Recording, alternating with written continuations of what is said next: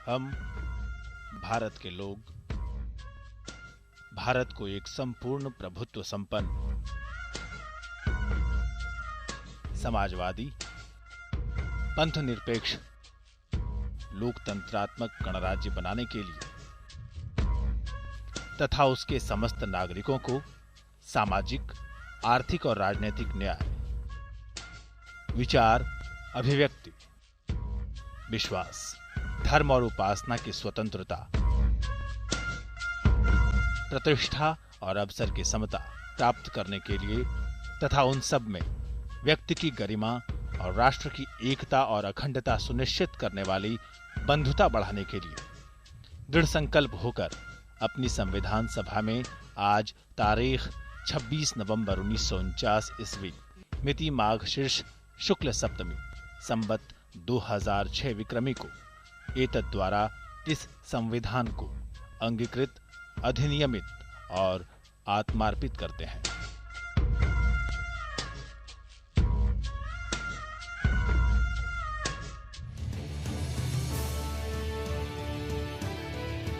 यह है हमारे संविधान की प्रस्तावना, जिसे दुनिया भर में सर्वश्रेष्ठ माना जाता है। दरअसल संविधान जिन आदर्शों और आकांक्षाओं का प्रतीक है, इसका निर्धारण भी प्रस्तावना से हो जाता है और दुनिया का बेहतरीन संविधान तैयार करने के संविधान सभा के श्रेय का बड़ा हिस्सा जाता है एक मसीहा को, बाबा साहब भीमराव अंबेडकर।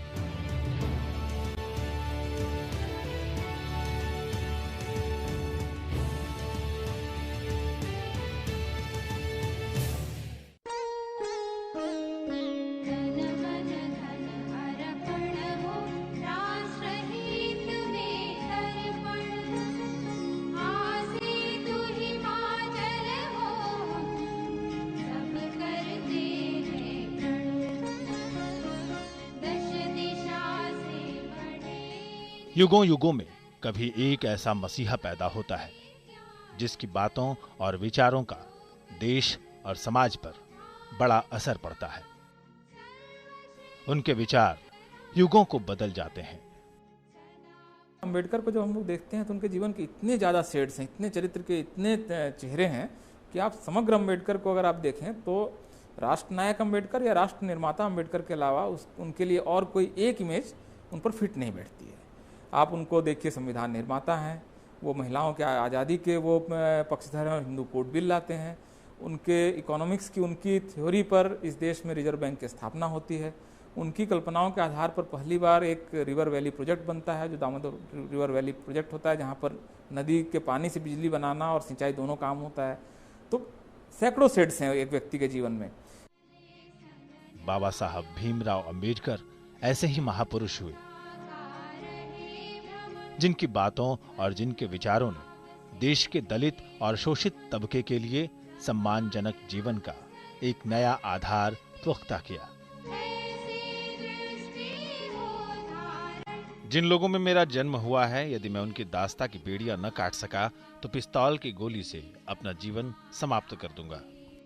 हर विषय पर उनकी एक गहरी सोच थी, एक विजन था, एक नए भारत के निर्माण का विजन था और उसके मूल में वही था, समता, स्वतंत्रता और बंधुता पर के मूल्यों पर आधारित भारतीय समाज का निर्माण कैसे हो। तो उस दृष्टि से देखें तो भारतीय समाज की जो मूल संरचना है उसमें बाबा साहब का योगदान है। वो केवल दलित समाज के बारे में नहीं सोचते थे, ये तो देश ने उनका एक ऐसा सोच डेवलप हो गई कि वो दलितों के बारे में ही सोचते थे। उन्होंने अपने देश के लिए बहुत सारी चीज़ें कंट्रीब्यूट की हैं। आप देखेंगे कि जो आज के टाइम पे इंटरलिंकिंग ऑफ रिवर, ये बाबा साहब ने 1950 में ही कहा था, इंटरलिंकिंग ऑफ रिवर्स एंड रिवराइन्स, नदी नालों को जोड़ने का प्रोग्राम चलाया जाए जिससे देश में कृषि का विकास होगा। बाबा साहब भीमराव अंबेडकर 14 अप्रैल 1891 को इंदौर के पास एक सैन्य छावनी महू में पैदा हुए थे। वे रामजी मालोजी सकपाल और भीमाबाई मुर्बादकर की 14वीं संतान थे। बाबा साहब के पिताजी यहाँ पर ब्रिटिश आर्मी में सूबेदार हुआ करते थे और ब्रिटिश आर्मी के अंदर जो इंडियन फौज थी वो इंडियन फौज की एक पलटन थी जिसमें इंडियन लोग जो फौजी थे वो रहा करते थे। इस बैरक को काली पलटन कहा जाता था कि काले लोगों की पलटन। उनका परिवार मराठी था और मूल रूप से वो महाराष्ट्र के रत्नागिरी जिले के अंबाबाड़ी के थे।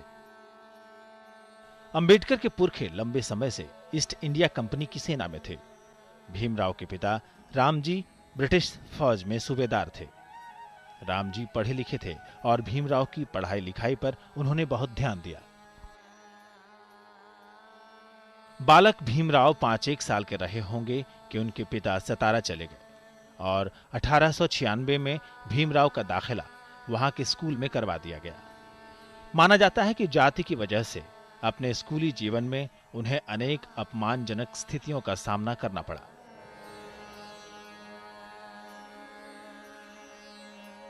बाबा साहब के फादर 1891 में जब वो पैदा हुए तभी भी आर्मी में सूबेदार के पद पे थे, एक अच्छी हैसियत रखते थे। उनके वो बच्चे थे कि जहाँ आइडेंटिटी होती है वहाँ कास्ट अपना रोल प्ले करती है।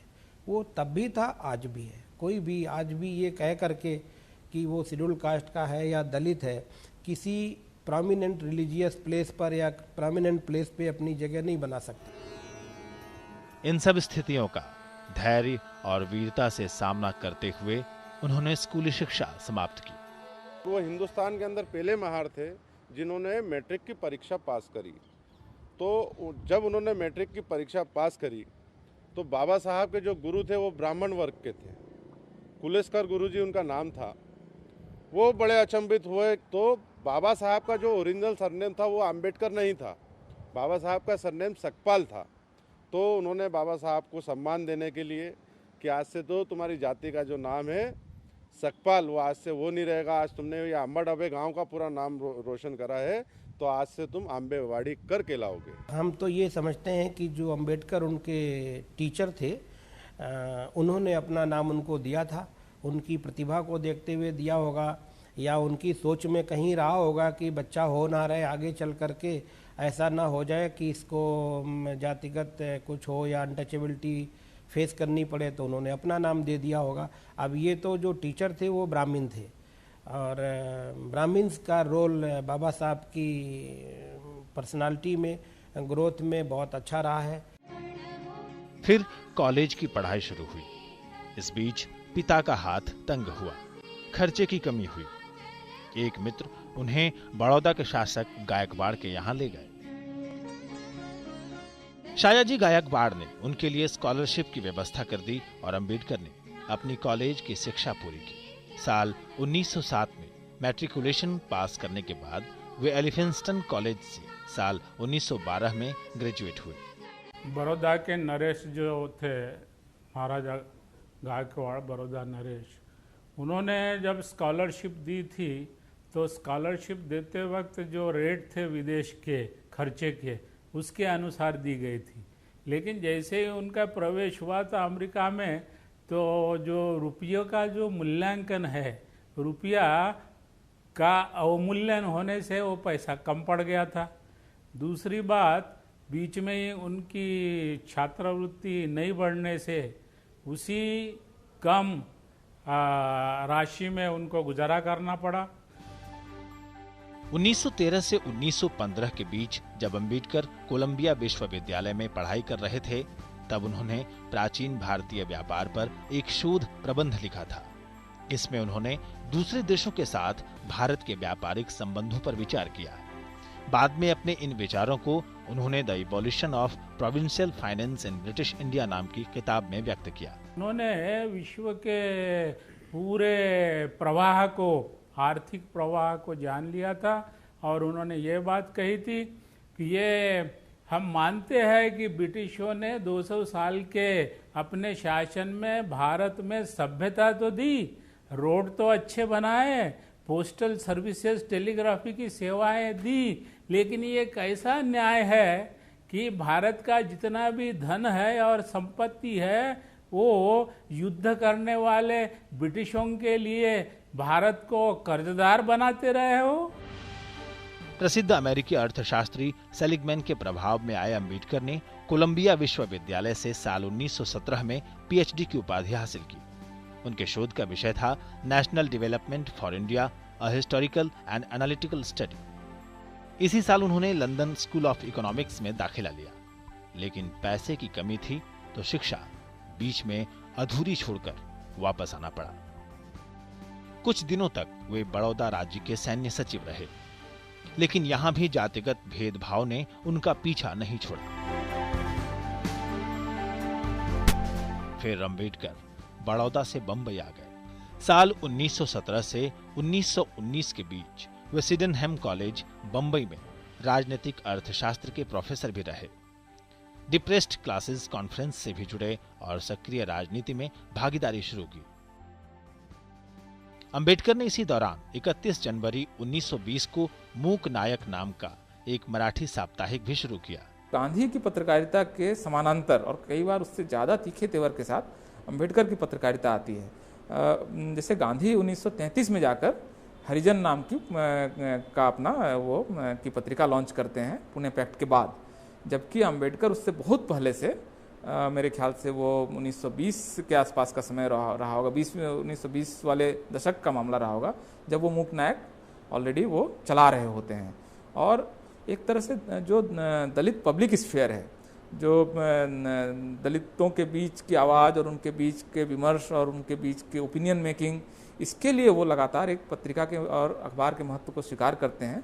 जो आप देखेंगे तो बाद में फिर नायक, फिर बहिष्कृत भारत, फिर उसका फिर प्रबुद्ध भारत के रूप में आप देखेंगे एक लंबी परंपरा उनकी आपको नजर आती है। साल 1920 से 1923 के बीच डॉक्टर अंबेडकर लंदन गए और लंदन स्कूल ऑफ इकोनॉमिक्स से अपनी अधूरी पढ़ाई पूरी की। वहां उन्होंने अपना शोध the problem of the rupees पूरा किया और इसके लिए उन्हें डॉक्टर ऑफ साइंस की डिग्री प्रदान की गई। 1934 में हिल्टन यंग कमीशन इंडिया में आया। वो बाबा साहब की जो एमएससी की थीसिस थी, problem of rupees and currency in India, जिसको बेस बना करके वो हिल्टन यंग कमीशन ने रिसर्च किया और बाबा साहब ने हिल्टन यंग कमीशन के सामने अपना प्रेजेंटेशन दिया। बाद में इसी प्रेजेंटेशन की रिकमेंडेशन को उन लोगों ने रिजर्व बैंक ऑफ इंडिया का नाम दिया। भारत का जो रुपया है वो भारत का रुपया पहले ऐसा भी समय था कि उसका आधार गोल्ड था, स्वर्ण था, लेकिन ये ब्रिटिशों ने स्वर्ण के बदले स्वर्णमान तैयार किया। स्वर्णमान के बाद में पेपर मनी भी ला दिया और वो पेपर मनी के साथ रुपया ऐसा जोड़ा कि कोई भी कमर्शियल बैंक, कोई भी रिजर्व बैंक, कोई भी निजी कंपनी, कोई भी जो मिंट है, वो मिंट जितना चाहे उतना रुपया असंख्य मात्रा में छापता था और जैसे ही मार्केट में ये अतिरिक्त छपा हुआ नोट आता था वैसे वैसे रुपयों का अवमूल्यन होना आरंभ होता था। जुलाई 1924 में उन्होंने बहिष्कृत हितकारिणी सभा गठित की। ये संस्था दलितों में शिक्षा और संस्कृति के प्रसार और उनकी आर्थिक स्थिति में सुधार और उनकी समस्याओं के निदान के लिए बनाई गई थी। 1926 में वो बंबई विधानसभा के सदस्य नामित किए गए। अगले साल यानी सन 1927 में बंबई के नजदीक कोलाबा में चौधर तालाब पर उन्होंने महार मार्च का नेतृत्व किया। इस आंदोलन में अंबेडकर ने सार्वजनिक तालाब से सबके पानी लेने के हक की वकालत की। उस तालाब के अंदर गाय, ढोर, सुअर पानी पी सकते थे, लेकिन एक मनुष्य था, एक दलित और पिछड़े जो थे, उस तालाब के अंदर पानी नहीं पी सकते थे। वो बहुत बड़ी लड़ाई बाबा साहब ने जीती।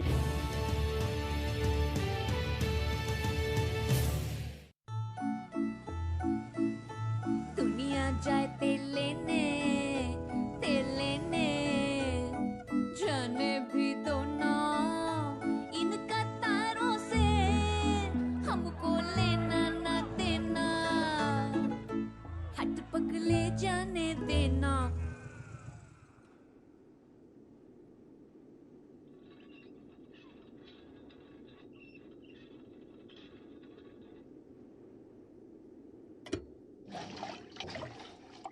अभी तो बहुत है यार। पेश है दुनिया का माइलेज चैंपियन नई बजाज प्लैटिना। अरे सुन तो। मुझे क्या सुनाना चाहते हो? जो सुनाओ मेरी सौतन को। किसको? अरे वही तुम्हारा मोबाइल फोन जिससे सुबह शाम दिन रात चिपके रहते थे और कहते थे किसान कॉल सेंटर से बातें हो रही हैं। अच्छा ये बात है। हाँ क्यों, क्या हुआ? अब बात नहीं होती क्या? अब तो झट से बात हो जाती है। ऐसा क्या? हाँ, अब तो ज्यादा लाइनें और खास तकनीक के कारण खेती के माहिरों से तुरंत बात हो जाती है। और अगर कभी लाइन व्यस्त हो तो अपनी समस्या फोन पर रिकॉर्ड करा दो, वहाँ से फोन आ जाता है और समस्या की हल का मैसेज भी आ जाता है। ये देखो आ गया। अरे वाह, इसका मतलब इंतजार की घड़ी अब खत्म। हाँ। तभी मैं सोचूं कि आजकल मुझ पर इतना प्यार क्यों आ रहा है। कृषि संबंधी समस्याओं का अपनी भाषा में तुरंत हल पाने के लिए पूरे भारत में किसी भी फोन से हेल्पलाइन नंबर पर संपर्क करें। किसानों का दोस्त किसान कॉल सेंटर। कहाँ से लेके आए हो नई मछलियाँ? राम राम भाई, राम राम भाई। सुना तेरी मछलियाँ मर गई सारी, लाखों की चपत लग गई। बीमा तो करा रखा था ना? बीमा वाले कहते हैं देवी विपत्ति है, क्लेम नहीं मिलेगा। मछली प्राकृतिक आपदा से नहीं तो क्या रेल से कट के मरेंगी। और तू नक्षत्र सिंह का केस भूल गया, कोर्ट ने पूरा क्लेम दिलवाया था। अपनी फसल या जानवरों का बीमा करवाते समय दस्तावेज की शर्तों को ध्यान से पढ़ें।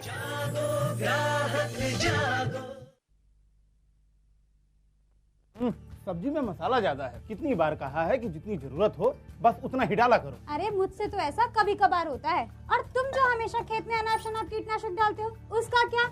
ठीक ही तो कह रही है बहू। देख, खेत में उतनी ही दवा डाल जितनी जरूरत हो। याद रखो, कीटनाशक जहरीले होते हैं। डिब्बे पे लिखी सूचना के हिसाब से ही दवा डालनी चाहिए। पहले फेरोमोन ट्रैप, फ्लाइट ट्रैप, मित्र कीट, जैविक कीटनाशक आदि का इस्तेमाल करें। जरूरत पड़ने पर ही रासायनिक कीटनाशक का इस्तेमाल करें। छिड़काव सुबह या शाम दस्ताने, मास्क और पूरी आस्तीन वाले कपड़े पहनकर करें। हवा की दिशा में छिड़काव करते हुए पीछे जाएं। दवा के डिब्बे, छिड़काव यंत्र सुरक्षित जगह पर रखें। अब कुछ समझे क्या? हाँ समझ गया मेरी रानी, अब ना करो नादानी। इसने पिला दिया ना तुझे पानी। किसी की नजर ना लगे। बेबी को किसी की नजर नहीं लगेगी। बुरी नजर से बचाने के लिए इतना कुछ। सबसे पहले से बीमारियों की नजर से तो बचाइए। वो कैसे? संपूर्ण टीकाकरण से। ये बच्चे को कई जानलेवा बीमारियों से जिंदगी भर बचाएगा। 2 साल तक के बच्चों का संपूर्ण टीकाकरण जरूर कराएं। मिशन इंद्रधनुष, जिंदगी इंद्रधनुष बनाए। नई तकनीक सभी को अच्छी लगती है। मैंने भी अपने खेत की तैयारी, बुआई, जुताई, गहाई वगैरह के लिए छोटी मशीनें अपनी जरूरत के हिसाब से खरीदी। मैंने अपने खेतों में मशीन का प्रयोग किया तो काम जल्दी और आसान हो गया। खेती में मशीनों के इस्तेमाल के बाद मुझे मिली भरपूर पैदावार और ज्यादा मुनाफा। छोटी मशीनें तो हमारी अपनी अपनी हैं, लेकिन बड़ी मशीनें हमने समूह बनाकर खरीदी। किसान भाइयों और बहनों, आप भी उन्नत मशीनों और उपकरणों की खरीद पर वित्तीय सहायता का लाभ उठाएं, अपनी आमदनी बढ़ाएं और खुशहाली पाएं।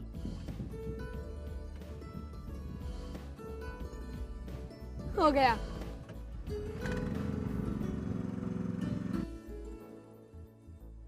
मैंने सोच लिया है, मैं तुझे कृषि का इंजीनियर ही बनाऊंगा। नई मशीनें, नए उपकरण आए आपके द्वार। ले लो इनसे अब खूब खुशी और पैदावार। कहाँ से लेके आए हो नई मछलियाँ? राम राम भाई, राम राम भाई। सुना तेरी मछलियाँ मर गई सारी, लाखों की चपत लग गई। बीमा तो करा रखा था ना? बीमा वाले कहते हैं देवी विपत्ति है, क्लेम नहीं मिलेगा। मछली प्राकृतिक आपदा से नहीं तो क्या रेल से कट के मरेंगी। और तू नक्षत्र सिंह का केस भूल गया, कोर्ट ने पूरा क्लेम दिलवाया था। अपनी फसल या जानवरों का बीमा करवाते समय दस्तावेज की शर्तों को ध्यान से पढ़ें।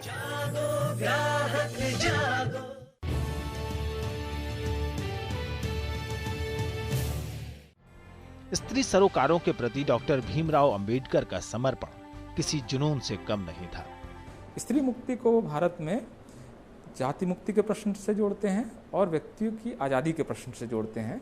वो जब मनुस्मृति जलाते हैं तो वो जानते हैं कि मनुस्मृति में जितने श्लोक शूद्र जातियों के बारे में है उससे ज़्यादा श्लोक महिलाओं को बांधने के लिए हैं, उनको कंट्रोल करने के लिए हैं। और लगातार वो बोलते हैं कि किसी भी राष्ट्र की प्रगति को मैं महिलाओं की प्रगति से जोड़ के देखता हूँ। इतना बड़ा वो उनका स्टेटमेंट है। डॉक्टर अंबेडकर ने कहा था, मैं नहीं जानता कि इस दुनिया का क्या होगा जब बेटियों का जन्म ही नहीं होगा। 28 जुलाई 1928 के दिन उन्होंने बंबई विधान परिषद में स्त्रियों के लिए प्रसूति से जुड़े पहलुओं से संबंधित एक महत्वपूर्ण विधेयक पेश किया था। इस विधेयक का जोरदार समर्थन करते हुए डॉक्टर अंबेडकर ने कहा था, ये देश के हित में है कि मां को बच्चे के जन्म के दौरान आराम मिले। सरकारी और निजी दोनों क्षेत्रों के अंतर्गत आने वाले तमाम कारखाने, खदान या ऐसे सभी उपक्रम जहां भारी संख्या में स्त्रियां मजदूरी करती हैं और जो खतरनाक है और जिनमें काम करना उनके लिए जानलेवा भी सिद्ध हो सकता है, ये उनकी जिम्मेदारी है कि वे इस खर्च का वहन करें, क्योंकि वे स्त्री श्रमिकों को तभी काम पर रखते हैं जब उन्हें इससे ज्यादा फायदा होता है। इस विधेयक का मुख्य आधार अन्य सुविधाओं के साथ ही महिला श्रमिकों के लिए वेतन समेत छुट्टियों का प्रावधान था। डॉक्टर अंबेडकर ने ब्रिटेन सरकार से इस विधेयक को केवल बंबई विधान परिषद क्षेत्र तक सीमित न रखकर देश भर में लागू किए जाने की अपील की, जबकि भारतीय सामाजिक परंपरा में दलितों और स्त्रियों के लिए अपने श्रम के एवज में किसी सहूलियत की उम्मीद करना लगभग अपराध माना जाता था। इसके बाद अंबेडकर ने बंबई विधान परिषद में पीजे रोहम द्वारा नवंबर 1938 में जनसंख्या नियंत्रण विधेयक के रूप में एक ऐतिहासिक विधेयक पारित करवाया। भारत के इतिहास में पहली बार इस विधेयक ने स्त्रियों को अधिकार दिया कि अनचाहे गर्भ से मुक्ति उनका अपना फैसला होगा और अपनी देह और कोख पर उनका अधिकार। इधर कांग्रेस ने साइमन कमीशन का बहिष्कार कर संविधान का एक अलग ड्राफ्ट तैयार किया था, लेकिन इसमें शोषित वर्गों के लिए कोई प्रावधान नहीं था। इससे अंबेडकर को उनके प्रति संदेह पैदा हो गया। साल 1929 में अंबेडकर ने साइमन कमीशन का समर्थन करने जैसा विवादास्पद फैसला लिया। साल 1930 में उन्होंने दलितों के मंदिरों में प्रवेश को लेकर नासिक में आंदोलन शुरू किया। सामाजिक न्याय और मानवाधिकारों को लेकर उनके संघर्ष की दिशा में ये एक और मील का पत्थर माना गया।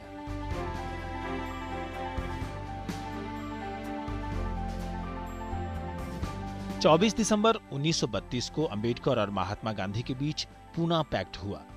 दरअसल डॉक्टर अंबेडकर ने दलितों के लिए एक अलग निर्वाचक मंडल की मांग की थी। तब के ब्रिटिश प्रधानमंत्री रैमसे मैकडॉनल्ड ने अलग धर्मों के साथ दलितों के लिए भी अलग निर्वाचक मंडल की मांग मंजूर कर ली थी।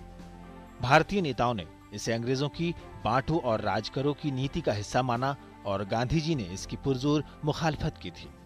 वो चाहते थे कि ऐसा निर्वाचन मंडल हो जो दलित प्रतिनिधि का, दलित जो वोटर्स है वही चुनाव करे। उन्होंने कहा कलेक्टिव इलेक्टोरेट में जो लोग सही प्रतिनिधित्व नहीं करते वो लोग चुन के आएंगे और वो फिर समाज की जो दूसरे लोगों का जो प्रभाव में रहकर काम करेंगे और ये इनके कल्याण का काम नहीं करेंगे।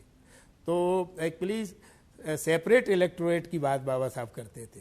एक्चुअली इस पर गांधी जी इससे सहमत नहीं थे। उन्होंने कहा कि इससे विकृति आएगी और एक विभाजन, समाज में एकीकरण की प्रक्रिया में बाधा होगी। गांधी जी इस प्रस्ताव के खिलाफ आमरण अनशन पर बैठ गए, लेकिन बातचीत के बाद डॉक्टर अंबेडकर और गांधी जी एक सहमति पर पहुंचे और आखिरकार पूना पैक्ट पर दस्तखत हुए।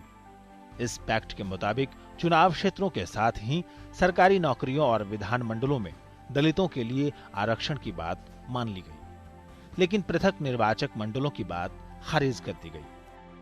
इस पैक्ट ने देश के वंचितों और कमजोर तबकों को राजनीतिक क्षितिज पर एक पुख्ता जमीन मुहैया कराई। इस पैक्ट की वजह से शिक्षा और सरकारी सेवाओं में दलितों के लिए अवसरों के द्वार खुले और वोट देने का अधिकार भी मिला। महात्मा गांधी के विपरीत डॉक्टर अंबेडकर गांवों की अपेक्षा शहरों में और ग्रामीण शिल्पों या कृषि की व्यवस्था की तुलना में पश्चिमी समाज की औद्योगिक विकास में भारत और दलितों का भविष्य देखते थे। उनका ऐसा मानना था कि जो भारत की व्यवस्था में कॉलोनियल जो डिस्क्रिमिनेशन था, कॉलोनियल नीतियों का संचालन रहा, जिसमें अर्बन बाइसेस हो गई, अर्बन बेस्ड विकास का अधोसंरचना का निर्माण हुआ, वो उस व्यवस्था के विपरीत थे कि ग्रामीण क्षेत्रों को भी वही महत्व दिया जाए जो शहरी क्षेत्रों को दिया जाता है। वहाँ विकास की अधोसंरचना ऐसा निर्माण किया जाए जिसमें भेदभाव न हो, और इसीलिए लोगों की स्वतंत्रता होगी। जहाँ जाएँ, तो वो गांव में रहना चाहते तो गांव में रहें, शहर में रहना चाहते हैं, विकास के अवसर भी उनको वहाँ उपलब्ध हों, कृषि का भी, कृषि में क्रांति हो, सिंचाई की सुविधा राज्य मुहैया करवाए, खाद बीज टेक्नोलॉजी दे, और इसीलिए गांव में खुशहाली हो, और उसके बाद उनका विकास हो, उनके जीवन में भी जैसे शहरी लोगों के जीवन में परिवर्तन आ रहे हैं वैसे उनको भी लाभ मिले। डॉक्टर अंबेडकर मार्क्सवादी समाजवाद की तुलना में बौद्ध मानववाद के समर्थक थे, जिसके केंद्र में व्यक्तिगत स्वतंत्रता, समानता और भ्रातृत्व की भावना है। गांधी का दर्शन भारत के पारंपरिक ग्रामीण जीवन के प्रति अधिक सकारात्मक लेकिन रूमानी था, और उनका दृष्टिकोण दलितों के प्रति भावनात्मक था। उन्होंने दलितों को हरिजन कहकर पुकारा था। अंबेडकर ने इस नाम को सिरे से खारिज कर दिया। उन्होंने अपने अनुयायियों को गांव छोड़कर शहर जाकर बसने और शिक्षा प्राप्त करने के लिए प्रेरित किया। वो कहते थे कि जो शिक्षा का अधिकार है उसको मौलिक अधिकार होना चाहिए, कंपलसरी एजुकेशन। बाबा साहब उस समय कहते थे ये राज्य का दायित्व है कि अपने सभी नागरिकों को गुणवत्तापूर्ण समान शिक्षा के अवसर उपलब्ध कराए। परंतु हम ये चीज बाबा साहब जो कह रहे थे उस समय वो हम नहीं माने। 1932 में ग्राम पंचायत बिल पर बंबई की विधानसभा में अंबेडकर ने कहा, बहुतों ने ग्राम पंचायतों की प्राचीन व्यवस्था की बहुत प्रशंसा की है। कुछ लोगों ने उन्हें ग्रामीण प्रजातंत्र कहा है। इन देहाती प्रजातंत्रों का गुण जो भी हो, मुझे ये कहने में जरा भी दुविधा नहीं है कि वे भारत में सार्वजनिक जीवन के लिए अभिशाप है। यदि भारत राष्ट्रवाद उत्पन्न करने में सफल नहीं हुआ, यदि भारत राष्ट्रीय भावना के निर्माण में सफल नहीं हुआ, तो इसका मुख्य कारण मेरी समझ में ग्राम व्यवस्था का अस्तित्व है। इससे हमारे लोगों में विशिष्ट स्थानीयता की भावना भर गई और उससे बड़ी नागरिक भावना के लिए थोड़ी भी जगह न रही। प्राचीन ग्राम पंचायतों की व्यवस्था के अंतर्गत एकताबद्ध जनता के देश के बदले भारत ग्राम पंचायतों का ढीला ढाला समुदाय बन गया। वे सब एक ही राजा की प्रजा थे, इसके सिवा उनके बीच और कोई बंधन नहीं था। अंबेडकर ने लंदन में हुए तीनों गोलमेज सम्मेलनों में हिस्सा लिया और दलित वर्गों के कल्याण की जोरदार मांग उठाई। इसलिए उन्होंने जब राउंड टेबल कॉन्फ्रेंस हुई तो उन्हीं के घर में जाकर उन्हीं को बताया कि वो दिन लद गए मिस्टर रैमजे मैकडोनाल्ड जो प्रधानमंत्री थे कि आप बोला करते थे, आदेश दिया करते थे, हम भारतीय लोग सुना करते थे उसको। अब वो दिन ऐसे लद गए कि वो कभी वापस आने वाले नहीं है। इसलिए आज वो समय आ गया है कि हम संकेत देंगे, हम आदेश देंगे और उसी के अनुसार हमारे देश का प्रशासन भी होगा, हमारे देश की राजनीति भी होगी और हमारे देश की सारी व्यवस्था होगी। 1931 में ब्रिटेन के प्रधानमंत्री को संबोधित करते हुए अंबेडकर ने गोलमेज सम्मेलन में कहा, ब्रिटिश पार्लियामेंट और प्रवक्ताओं ने हमेशा ये कहा है कि वो दलित वर्गों के ट्रस्टी हैं। मुझे विश्वास है कि ये बात सभ्य लोगों जैसी झूठी बात नहीं है जो आपसी संबंध को मधुर बनाने के लिए कही जाती है।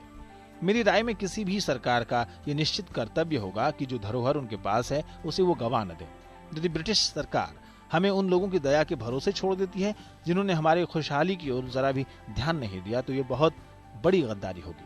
हमारी तबाही और बर्बादी की बुनियाद पर ही ये लोग धनीमानी और बड़े बने हैं। बाबा साहब का मानना ये था कि भारतीय समाज बेसिकली एक्सक्लूसिव नहीं है, ये इसका चरित्र इंक्लूसिव बहुत है।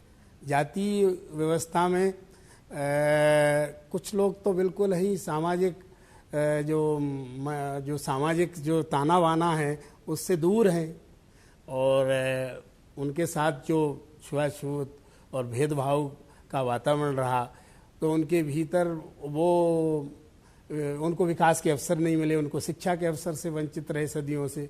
तो वो लोगों को हमको एक राज्य को स्पेशल प्रयास करना होंगे। साल 1935 में डॉक्टर अंबेडकर को गवर्नमेंट लॉ कॉलेज का प्रिंसिपल नियुक्त किया गया।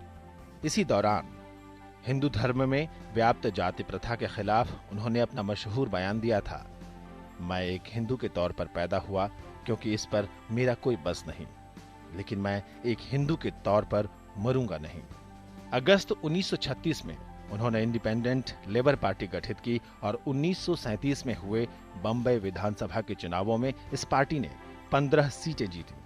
खुद अंबेडकर भी बॉम्बे विधानसभा के लिए चुने गए। 1937 में इंडिपेंडेंट लेबर पार्टी बनाई थी।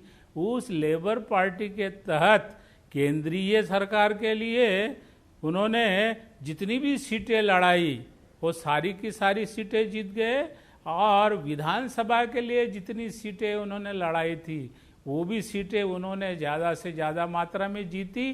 तो लगभग 20 सीटों में से 17 सीटें उनको मिल गई थी, और उनका दबदबा पूरे इंडस्ट्रियल वर्ल्ड में, मजदूरों में, किसानों में, श्रमिकों में इतना बस गया था कि समझते थे कि मजदूरों के लिए और औद्योगिक श्रमिकों के लिए यदि कोई नेतृत्व कर सकता है तो वो डॉक्टर अंबेडकर है। श्रीपाद अमृत डांगे भी हैरान रह गए, जितने भी उस समय के मजदूर नेता थे वो हैरान रह गए, और उन्होंने ये एक त्रिपार्टी संगठन ऐसा बनाया जिसमें श्रमिकों का प्रतिनिधित्व, कंपनी के नियोक्ता का प्रतिनिधित्व और सरकारी प्रतिनिधित्व मिलाकर किसी भी डिस्प्यूट को, किसी भी झगड़े को जो है सामंजस्य स्थापित करने के लिए, सुलझाने के लिए उन्होंने इस प्रकार का संगठन बनाया। साल 1941 से 1945 के बीच डॉक्टर अंबेडकर ने बहुत सारी किताबें लिखी, और इसी बीच उनकी मशहूर किताब thoughts on Pakistan I. Thoughts on Pakistan में उन्होंने मुस्लिम लीग के रवैये की आलोचना की थी। उनकी एक किताब थी what Gandhi and Congress have done to the untouchables, और इस किताब में उन्होंने गांधी और कांग्रेस के दोहरे रवैये की आलोचना की थी। एक और किताब हु वर द शूद्राज में उन्होंने शूद्रों को दलितों से अलग बताया। बाबा साहब को वायसराय की काउंसिल में 20 जुलाई 1942 को बतौर श्रम सदस्य शामिल किया गया। वहां अपने 4 साल यानी 1942 से 1946 के कार्यकाल में उन्होंने कई महत्वपूर्ण कानून बनाए और कई पुराने कानूनों में बदलाव किए।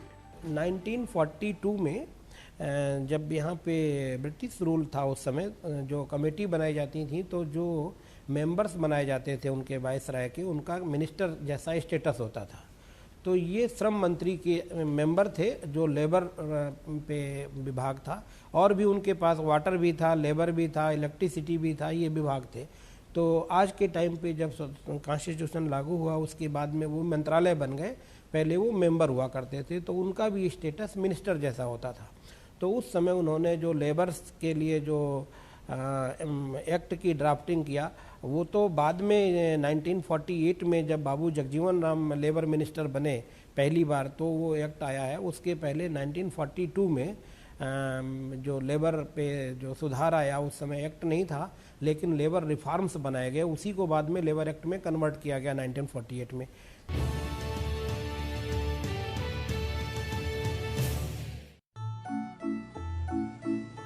दुनिया जाए तेल लेने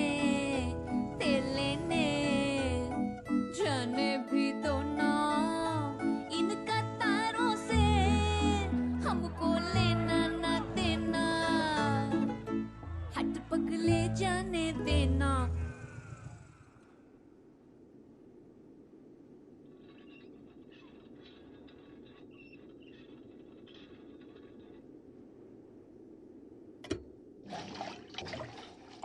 अभी तो बहुत है यार। पेश है दुनिया का माइलेज चैंपियन नई बजाज प्लैटिना।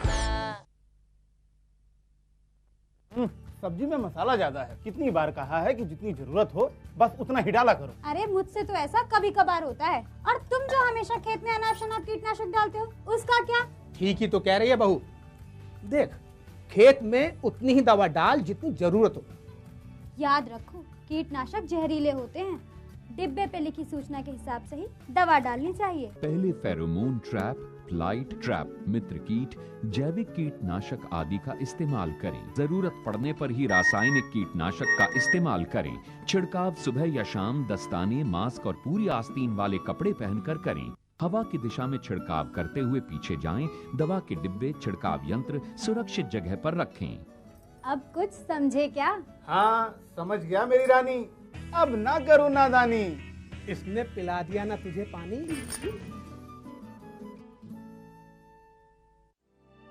ये देखिए मैडम, ये हार कितना सुंदर दिखेगा आप पर। कितने कैरेट का है? 22 कैरेट, एकदम शुद्ध। इसकी गारंटी हमारी। मुझे आपकी गारंटी से ज्यादा हॉलमार्क की गारंटी पे भरोसा है। ओ, वो भी है मैडम। ये देखिए, हम भी सिर्फ हॉलमार्क के निशान वाले आभूषण ही बेचते हैं। ठीक है, इसे पैक कर दीजिए। जी बिल्कुल। ये लीजिए मैडम, आपका हार और उसकी रसीद। हॉलमार्क का निशान, शुद्धता का प्रमाण। किसी की नजर ना लगे। बेबी को किसी की नजर नहीं लगेगी। बुरी नजर से बचाने के लिए इतना कुछ। सबसे पहले से बीमारियों की नजर से तो बचाइए। वो कैसे? संपूर्ण टीकाकरण से ये बच्चे को कई जानलेवा बीमारियों से जिंदगी भर बचाएगा। 2 साल तक के बच्चों का संपूर्ण टीकाकरण जरूर कराएं। मिशन इंद्रधनुष, जिंदगी इंद्रधनुष बनाए। नई तकनीक सभी को अच्छी लगती है। मैंने भी अपने खेत की तैयारी, बुआई, जुताई, गहाई वगैरह के लिए छोटी मशीनें अपनी जरूरत के हिसाब से खरीदी। मैंने अपने खेतों में मशीन का प्रयोग किया तो काम जल्दी और आसान हो गया। खेती में मशीनों के इस्तेमाल के बाद मुझे मिली भरपूर पैदावार और ज्यादा मुनाफा। छोटी मशीनें तो हमारी अपनी अपनी हैं, लेकिन बड़ी मशीनें हमने समूह बनाकर खरीदी। किसान भाइयों और बहनों, आप भी उन्नत मशीनों और उपकरणों की खरीद पर वित्तीय सहायता का लाभ उठाएं, अपनी आमदनी बढ़ाएं और खुशहाली पाएं।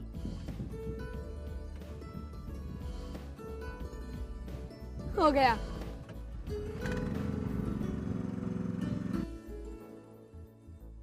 मैंने सोच लिया है, मैं तुझे कृषि का इंजीनियर ही बनाऊंगा। नई मशीनें, नए उपकरण आए आपके द्वार। ले लो इनसे अब खूब खुशी और पैदावार।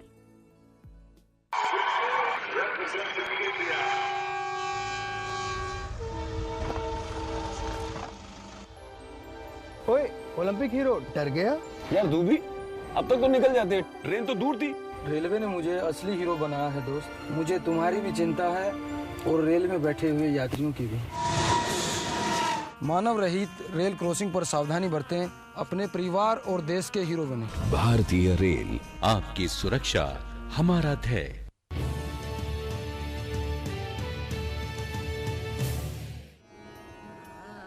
आज देश भर में जो कर्मचारी राज्य बीमा निगम के अस्पताल चलाए जा रहे हैं, इस नीति को डॉक्टर अंबेडकर ने ही मूर्त रूप दिया था। निश्चित तौर पर उनका योगदान श्रम कानून के क्षेत्र में बहुत व्यापक और सराहनीय था। अंदाजा इससे लगाया जा सकता है कि उस समय पूंजीपतियों द्वारा चलाए जा रहे कारखानों में पीने के पानी तक की व्यवस्था नहीं थी और वो अंबेडकर की कोशिशों से ही मुमकिन हो सका।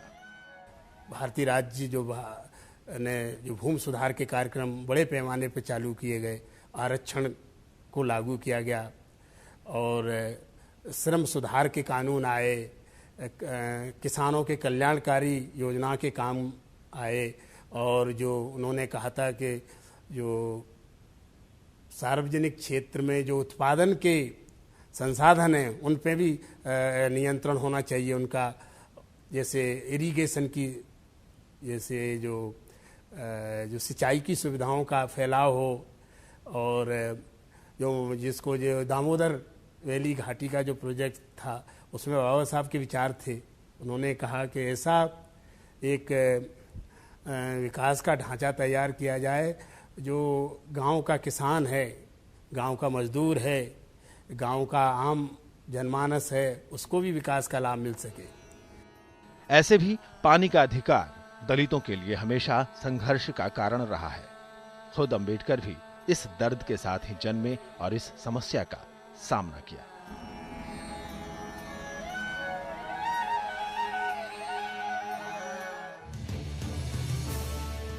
सन 47 में भारत आजाद हुआ।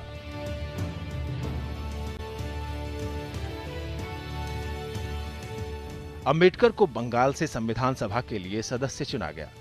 पंडित जवाहरलाल नेहरू ने उन्हें अपने मंत्रिमंडल में कानून मंत्री बनने के लिए आमंत्रित किया।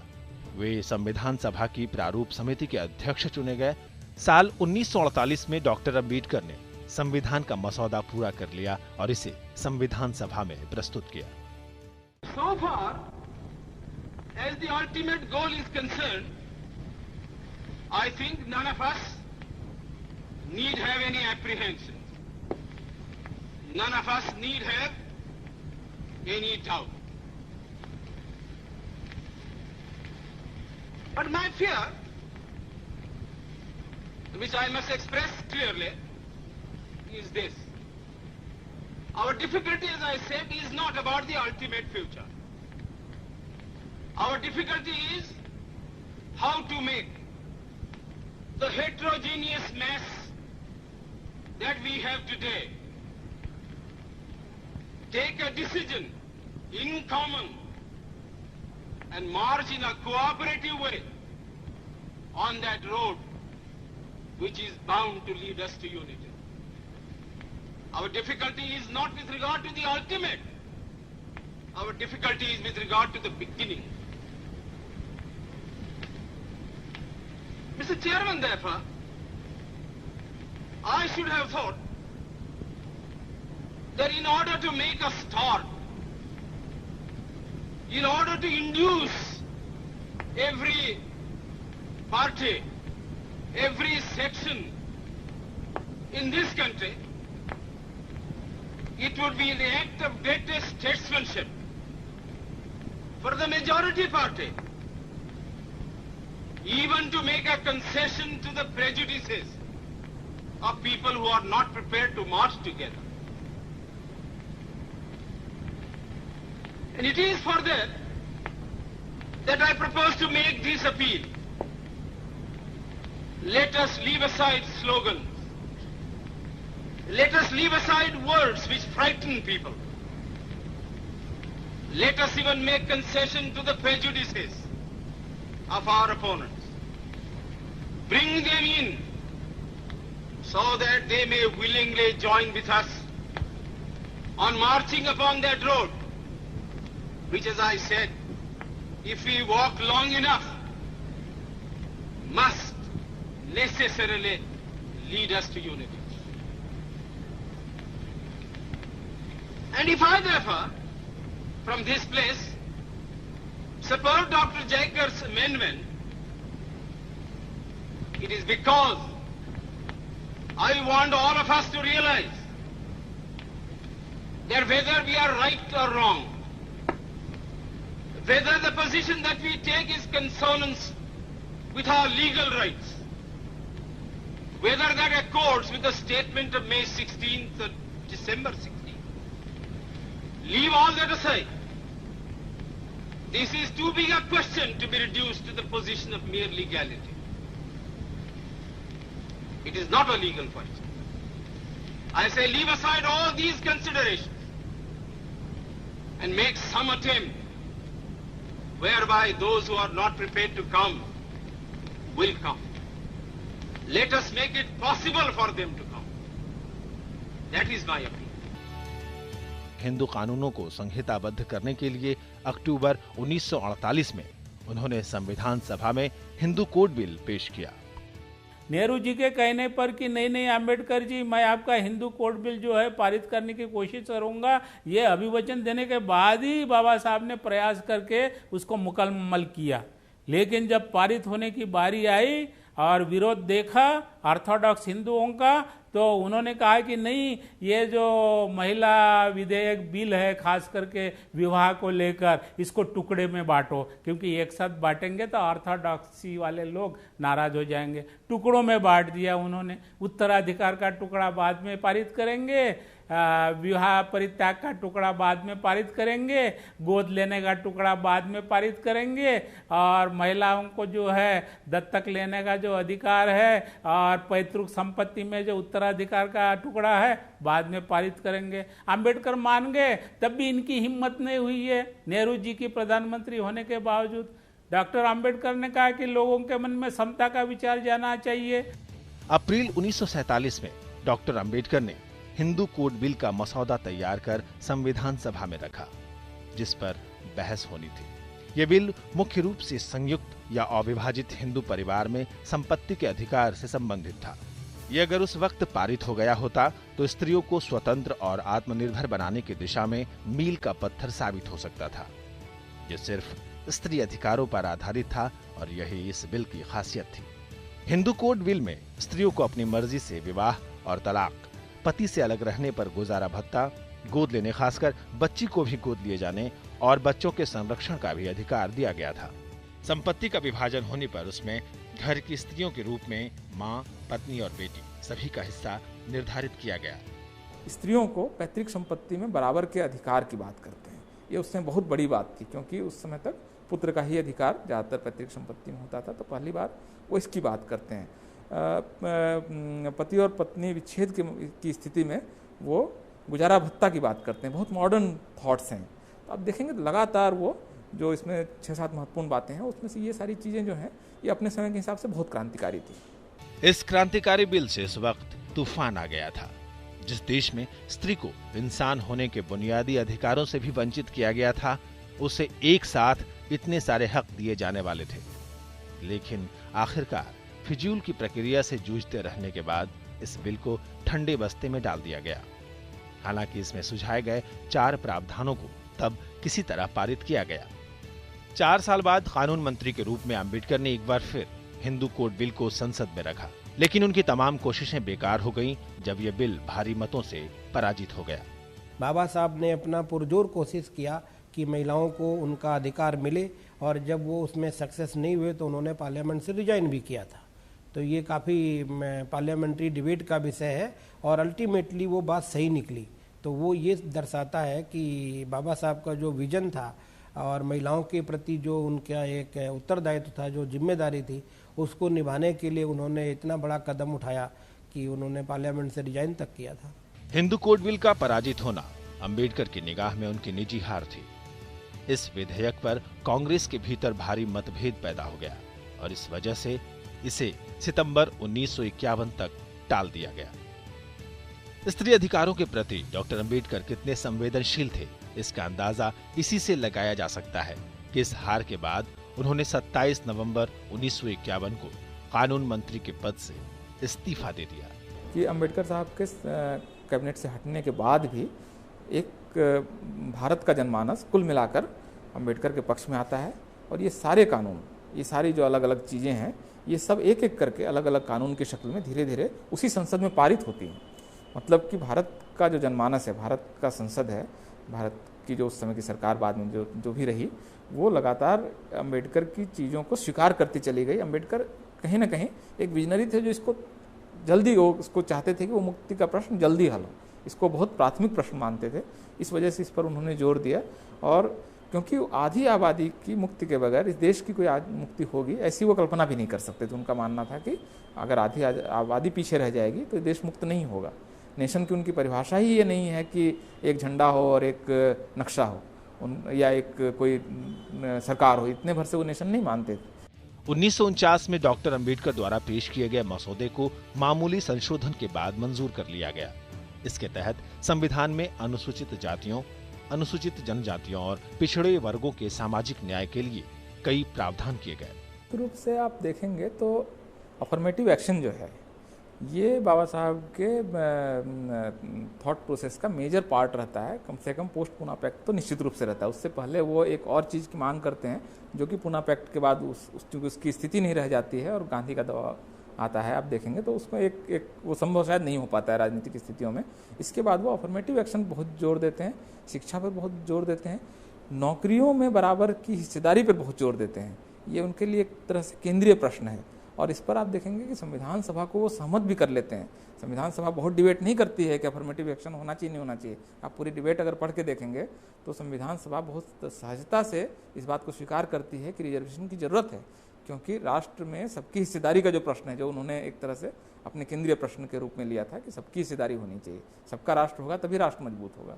जो कल्याणकारी राज्य की परिकल्पना थी बाबा साहब की, स्टेट एंड माइनॉरिटीज में जो उन्होंने अवधारणा रखी कि एक राज्य का हिस्सा हो और जो कल्याणकारी राज्य का क्या दायित्व है, उसमें उनके विचार बिल्कुल स्पष्ट होते हैं।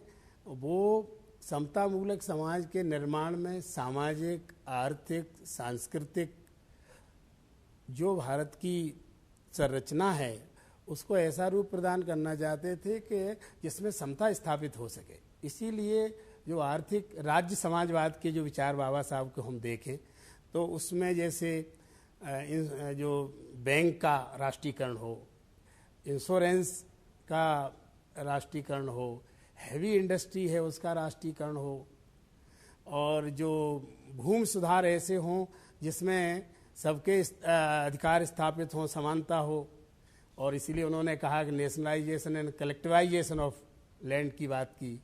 तो ये ऐसे कुछ मुद्दे थे जो केवल अनुसूचित जाति, जनजाति, पिछड़े वर्ग को ही नहीं, भारत के जनमानस जो आर्थिक रूप से विकास में पीछे हैं उन सब के लिए थे।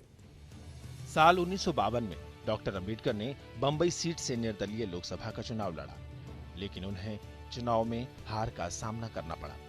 बाबा साहब ने schedule caste federation of India के बैनर तले चुनाव लड़ा था। देखिए, बाबा साहब की एक विचारधारा है। ऐसे तो बहुत सारे दलित लोगों ने या दलित नेताओं ने इस समाज को ऊपर उठाने का प्रयास किया, लेकिन बाबा साहब का जो प्रयास था वो थोड़ा अलग हटके था।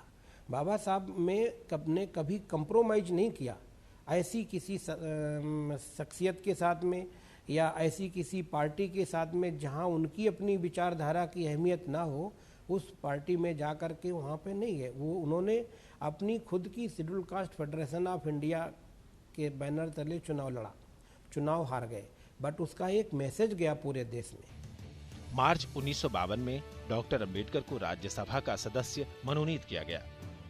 14 अक्टूबर 1956 को डॉक्टर अंबेडकर ने नागपुर की दीक्षा भूमि में अपने 10 लाख अनुयायियों के साथ बौद्ध धर्म की दीक्षा ली।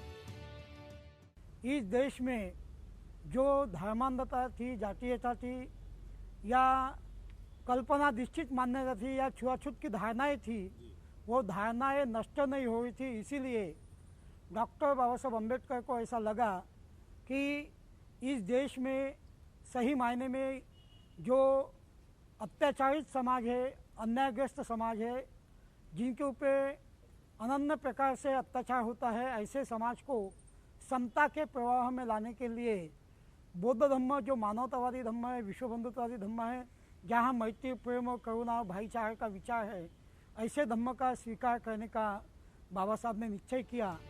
इसी साल उन्होंने अपनी किताब बुद्धा एंड हिज धम्म पूरी की, लेकिन ये उनके मरणोपरांत ही प्रकाशित हो सकी।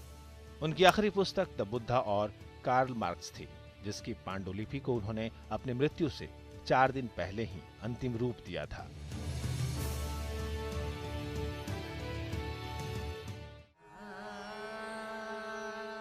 छह दिसंबर 1956 को बाबा साहब पंच तत्व में विलीन हो गए।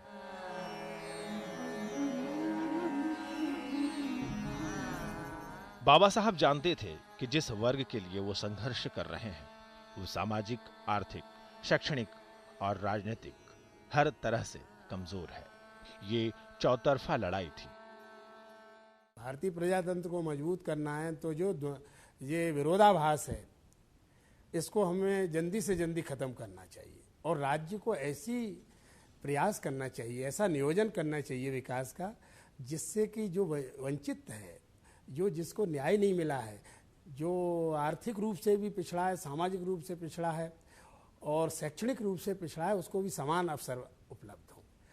और जो समाज, भारतीय समाज की जो विषमता है, सामाजिक विषमता है और आर्थिक विषमता है, वो खत्म हो। ऐसी राज्य की कल्पना बाबा साहब की थी। आज कई लोग बाबा साहब को सिर्फ दलित नेता के रूप में पेश करते हैं, जबकि हकीकत इसके उलट है। बाबा साहब ने अर्थनीति से लेकर सामाजिक नीतियों तक और देश को कल्याणकारी राज्य के रूप में पेश करने से लेकर तमाम मुद्दों पर अपने गहन विचार दिए हैं, जिसका फायदा समाज के हर तबके को हो रहा है। आज भी बाबा साहब के विचार प्रासंगिक हैं, जिन पर चलकर देश तरक्की की नई ऊंचाइयों को छू रहा है। इसीलिए तो बाबा साहब कहे जाते हैं युग प्रवर्तक।